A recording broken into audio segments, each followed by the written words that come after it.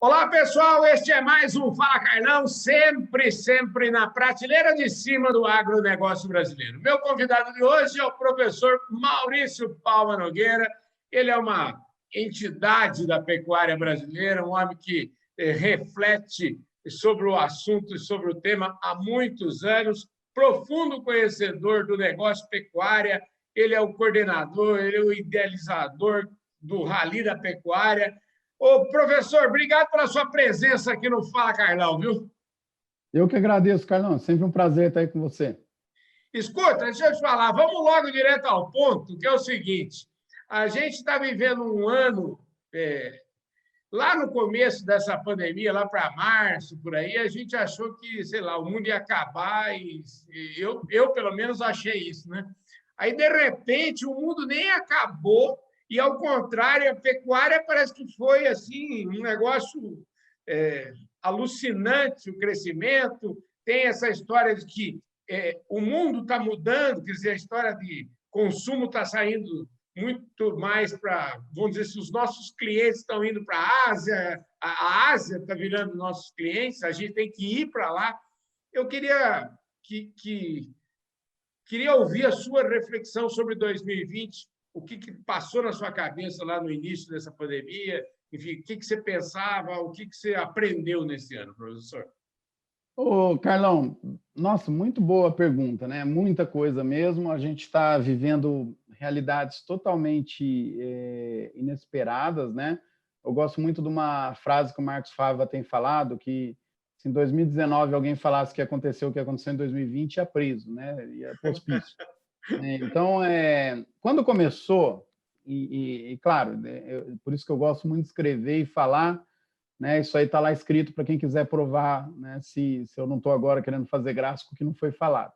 Uhum. Eu achava que a gente ia vender mais carne. Eu acreditava que o preço do boi ia ser maior, né?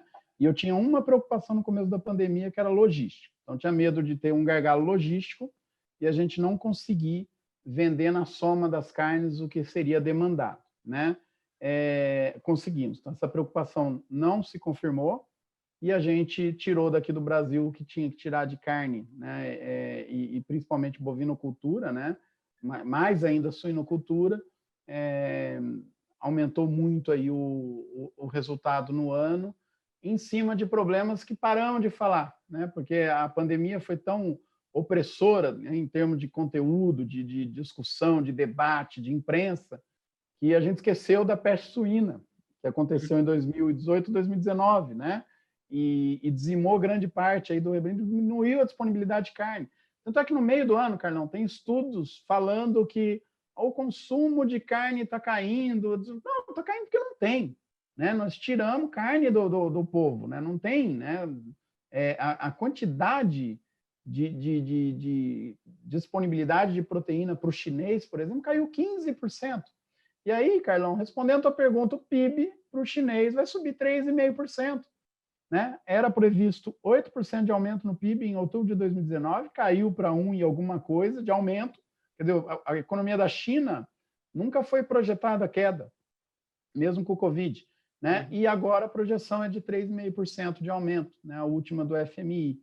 Então, realmente está mudando esse eixo de proteína, porque o lugar onde o mundo mais cresce em pessoas e mais cresce em renda per capita. Então, uma comparação excelente que você fez entre China e Índia. Né? A China, em 10 anos, aumentou em 10 vezes o PIB per capita, Carlão. E lá tem 20% do que tem de gente no mundo. Quer dizer, de cada 5 pessoas no mundo, uma mora na China. E essa pessoa, em 10 anos, viu o seu PIB ser multiplicado por 10 vezes. Aí, às vezes, a gente acompanha aí as discussões, né? O pessoal insultando a China, até gente da esfera primeira e do governo insultando o cliente, que eu não consigo entender. Se tem algum lugar que é para alguma coisa acontecer na China, isso é estatístico. Né? De cada 5, um está lá e os caras multiplicaram o PIB por 10. Então é evidente, vai ter uma próxima doença, vai sair de lá, com certeza. A chance é enorme. Né? A chance é enorme. Então a gente precisa entender isso e precisa se adaptar a esse mundo. O Brasil passa de ser. E é interessante, Carlão, a gente, em 2020, nós vamos fechar a exportação com mais que o dobro do que o segundo colocado no ranking. Então, nós estamos tendo uma presença na exportação de carne bovina muito grande, né? E nas outras proteínas também. É a primeira vez que o Brasil vai ser o primeiro no ranking em carne bovina, suína e de frango, né? E a tendência nossa é exportar cada vez mais. Então, e hoje, pelo menos na carne bovina e suína, a gente nem pode se dizer um país exportador, porque a maior parte do que a gente produz fica no mercado interno. Então, eu acredito que a gente termine a década invertido, né? Exportando mais do que fica aqui, sem diminuir o consumo interno, né? E agora, o grande erro que nós todos cometeram, né? Todo mundo que projetava alta de preço para esse ano errou feio, né? A gente mesmo projetava que o preço médio de 2020 seria 20% maior do que 2019. Estamos fechando aí com 40% acima do preço de 2019. Então, é um patamar de preço, Carlão, que a gente não esperava atingir, né? E aí tem vários outros fatores que a gente precisa analisar, inclusive de mercado interno, de demanda interna e assim por diante. Você fosse, como é que fala, um super, hiper, mega empresário e pudesse começar agora, falar assim, quero comprar vaca Nelore para produzir carne, né? Então, assim, imagina como é que você faria? Assim, você tacava a bota, porque você acha que daqui 5, isso não tem volta? Vai continuar Não, crescendo cada vez mais? não tem volta, Carlão. Que é outra coisa que a gente aprendeu com a pandemia. O ser humano vai atrás de carne. Não adianta a gente ficar com essas estatísticas. Que o consumo, que não sei o que está aumentando, o consumo do vegano. Claro que está aumentando, né? Tem pouco. Tem um, aí outro começa a comer 100% de aumento. Né? Então é uma base pequena, né? E tem 375 milhões. A maioria está na Índia, que é uma questão religiosa. Aliás, em 2025, a população da Índia não hindu, né, vai ser de 350 milhões de habitantes. Então, a Índia está no caminho da China, viu, Carlão? E outra Isso mesmo. a maioria das pessoas não lembra. Em 2015 teve um artigo, 2014, se não me engano, e depois em 2015 tinha uma pressão na Índia para ser mais radical o hinduísmo, né, para evitar consumo de carne, porque começaram a falar que o hindu, né, o hinduísmo tem muito mais a ver com a relação, com tolerância, a relação com Deus, né, que não é protocolos. Quer dizer, tem aí uma sementinha nascendo para virar igual a gente, né, o católico não praticante. Né? A maioria das pessoas que eu conheço é católica e não conheço nenhum que não come carne às sextas-feiras. Né? Não é a sexta-feira santa. O católico mesmo não era para comer carne nenhuma sexta-feira. Né? Você conhece alguém que é católico? Não, sexta eu não como carne. Não tem isso, né? É raro, né? Então isso é um protocolo que ficou para trás.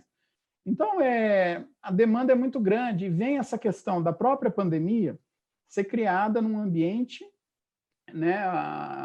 Provavelmente o grande impulsionador foi a feira lá de Wuhan, né? Que fica pangolim, morcego, um monte de bicho junto, né? E aquilo com risco de contaminação. E aí um número que veio que começou a ser divulgado até nos artigos do Marcos Janck, falando que 800 milhões de pessoas todo dia comem algum animal silvestre. Né? Esse sim é o grande impacto e mostra que o ser humano vai atrás de carne, Carlão. Ou eu atendo essa demanda ou nós vamos aumentar o risco. Então, se a gente pensar em 2025, de novo citando os dados do FMI, o PIB dos países fora da OECD, só os países mais pobres, que não estão naquele grupo de 30 países mais ricos, ele vai ser maior do que o PIB de 2005. Né? Então, isso é uma bomba de demanda por proteína. E não adianta querer frear com discurso. Né? O povo vai atrás de proteína. Tem que dar um jeito de atender essa demanda com carne de qualidade, segura, bem produzida, higiênica, né? Sem risco de você ter alguma contaminação. Então, pode investir. Agora, o que você tem que saber? Qualquer investimento que vai fazer, não faça de qualquer jeito. Aí nenhum negócio dá certo. Então, proteína animal é um negócio certo, garantido, principalmente bovinocultura, né? A criação de boi para carne. Mas, se não for bem feito, vai quebrar. Né? A gente tem que fazer um negócio muito bem gerido aí. E aí, aproveitando, então, essa história, eu queria que você falasse um pouquinho sobre o seu trabalho, vamos dizer assim, com o Rally da Safra, quais são os números que emergiram desse trabalho e o que você tem dito para os seus clientes aí com base nesses números, porque você é o homem dos números. Eu quero saber o seguinte: você está mandando o cara sentar a bota, mas fazer direito, né? Precisa cada vez mais de capital e conhecimento, né? Tem que fazer direito, e para você subir um nível tecnológico, né, Carlão, tem investimento, né? E até tem vários estudos muito interessantes. Muita gente sempre me confronta com esses estudos, falando que são contraditórios. Não são, né? Eles estão chegando aos mesmos números que a gente chega, só que a gente tem uma forma de avaliar diferente deles, né? E eles pegam o caso real. O que eles pegam? Justamente a dificuldade de administrar níveis tecnológicos mais altos, né? Quanto mais sofisticada é a tua fazenda, mais exigente é a gestão. Então, se fizer errado, aí não vai dar certo, né? E lá no Rally da Pecuária, o que são o grande número que a gente é capaz de gerar, que eu acho interessantíssimo. Quando a gente começou o projeto lá atrás, Carlão, a gente achava que a gente ia conseguir diagnosticar a pecuária, né? Era uma pretensão, um sonho, né? Olha, nós vamos... Não consegue, né? A gente chegar no produtor mediano, ele nem consegue dar informação para a gente, nós não temos orçamento, não temos tempo, não temos capacidade para isso, porque a gente não consegue tirar essa informação. Mas a gente começou a identificar tendências, e para quem toma a decisão, a tendência é mais importante que um diagnóstico. Ele tem que fazer o diagnóstico da atividade dele e enxergar a tendência do que está acontecendo no mercado. E aí é um número que eu acho fantástico, né? Aliás, dois, Carlão. Vou falar um que a gente tem usado bastante para discutir aí na sustentabilidade. Se a pecuária média brasileira produzisse com o nível de produtividade dos 20% mais produtivos do Rally da Pecuária, toda a produção do mundo poderia ser feita aqui dentro do Brasil, né? Então, falar que a gente não tem condição de atender a demanda mundial por uma questão de que vamos destruir o planeta é uma mentira. E o pessoal sabe disso. É uma mentira. Não adianta ter meias palavras. É mentira. E a gente tem que mostrar que é. É teórico também que nós vamos produzir em 160 milhões de hectares com o nível mais produtivo do Rally. Não temos nem vaca para fazer isso. Mas mostra que é uma mentira. Dá para ser feito. Nós temos mais países tropicais no mundo, né? Temos como incorporar essa tecnologia em outros lugares e atender a demanda mundial, né? E o outro número extremamente valioso para a informação do produtor é que em 2019 nós tivemos esse mesmo perfil de produtores, 20% mais produtivos, eles estavam ocupando 9% da área, Carlão. Então, 9% da área do Rally foi capaz de vender 60% da amostra vendida por aquele grupo todo, né, que já estamos falando de uma média produtividade muito alta. Então, essa é uma tendência inexorável. A tecnologia vai determinar o nível de preços. Então, ou você se adapta para aquele nível de produtividade, ou a tendência é que você saia do mercado. E aí nós estamos já entrando para o final da nossa prosa, aqui dos 3, 4 minutos finais, e quando você fala em tendência de muita gente sair do mercado, isso, de certa forma, me causa também uma certa... Por um lado, aquela história, deixa os bons sobreviver. Mas será que não tinha muita gente, vamos dizer assim, que teria condições de ser incorporada no processo e vai acabar ficando para trás? Com certeza, Carlão, com certeza. Aí vem a nossa... E isso é muito triste, né? É então, triste isso, né? Quando a gente fala essa informação, às vezes o pessoal... Não é que a gente quer que isso aconteça. Não adianta dar uma de avestruz. Isso está acontecendo. E vai acontecer. Né? O que é triste de tudo isso? Nós podíamos ter feito e não fizemos. Nós podemos fazer. Vamos fazer ou não? Né? Então, cada hora, quanto mais a gente evita de ver o problema de forma concreta, objetiva e sem paixões, né, mais chance a gente tem de resolvê-lo. Né? Infelizmente, nós, como sociedade, principalmente o pessoal que não vamos falar elite, né, mas a liderança pensante do Brasil não foi responsável o suficiente para evitar que um problema social virasse uma bomba que vai vir. Né? Infelizmente, esse é o problema. Será que a gente ainda tem tempo de, vamos dizer assim, ainda... Eu quero ser sempre otimista, né? Sempre achar que ainda dá tempo de juntar. Quem que é que precisa Aonde está a solução disso? Quem que precisava sentar na mesa para falar, olhar nos olhos e falar, pô, gente, vamos resolver esse problema? Todo mundo tinha que sentar nos olhos, sentar os órgãos públicos, a iniciativa privada e as ONGs, né? A gente calcula, Carlão, em cima de um estudo muito amplo que a gente fez, a gente calcula que mais ou menos 1.500.000 produtores são donos aí de 2,2 milhões de cadastros que envolvem pecuária. Né? Esse é mais ou menos o número de 2017. A gente acredita que hoje tem condição de ficar no mercado cerca de 100 a 110 mil produtores só. E daria para a gente puxar para o jogo mais 300 a 400 mil produtores. Quer dizer, salvar a pele de 500 de 1 milhão e 500. Quer dizer que você está dizendo, na verdade, você está dizendo aqui, eu fiquei estarrecido agora, você está dizendo que 1 milhão, 2/3, infelizmente, está condenado à morte. Não, a morte não, né? Está condenado a ser excluído, né? Se a gente conseguir não, aí está condenado à morte, pode dizer, foi muito... Eu chutei o barde aqui, mas, na verdade, é condenado a viver de renda, a alugar propriedade, a sair do negócio. Sumir da atividade. E aí que está interessante, Carlão. Se a gente encarar isso como uma informação, estudar melhor, claro, tem que estudar melhor. Nós temos um problema sério de números aqui no Brasil. Essa é uma estimativa nossa com base no estudo que eu, claro, confio. Né? Senão teria feito de outra forma. Então, eu confio no método que nós usamos para chegar nesse número.